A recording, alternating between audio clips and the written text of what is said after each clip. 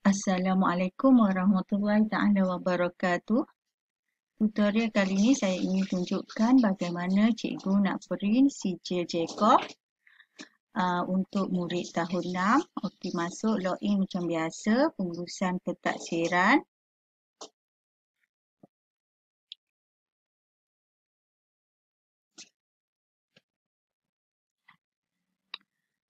Okey, tengok dekat sini peranan cikgu sebagai guru penyelaras Jacob. Cikgu boleh tengok untuk semua kelas lah. Kalau cikgu sebagai guru pendidikan Islam, cikgu hanya boleh print untuk kelas cikgu sahaja. Okey, pergi menu laporan. Pergi dekat Jacob. Okey, penyataan sijil, klik. Okey, dekat sini akan keluar laporan pentaksiran Jacob.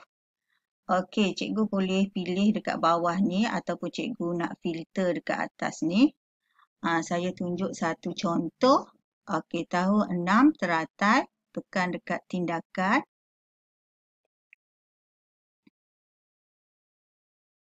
Okey, ni untuk 6 teratai punya sijil.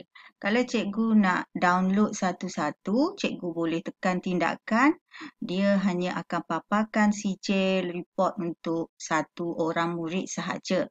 Jadi sekarang kita nak memudahkan kerja kita nak print untuk keseluruhan murid yang ada dalam kelas 6 teratai ini.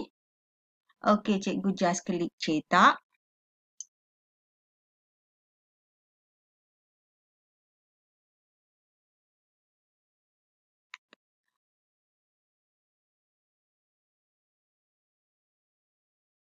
Okey, loading preview kejap ya.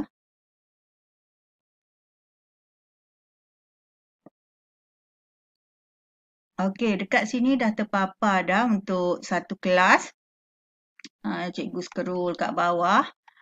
Okey, cikgu boleh pilih printer apa, setting printer cikgu.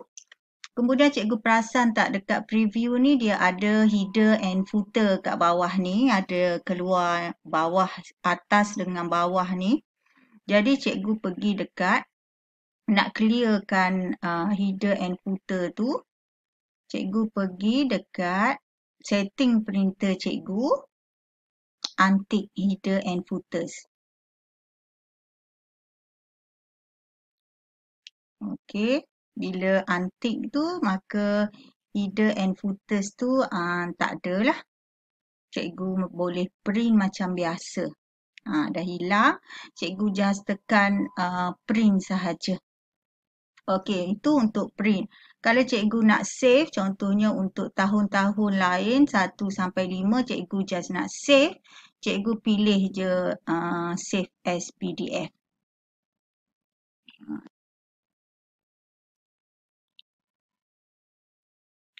Jadi cikgu buatlah folder by tahun. Cikgu save dekat situ untuk macam tahun 1 ke, tahun 2 ke, kita hanya save dekat drive sahaja.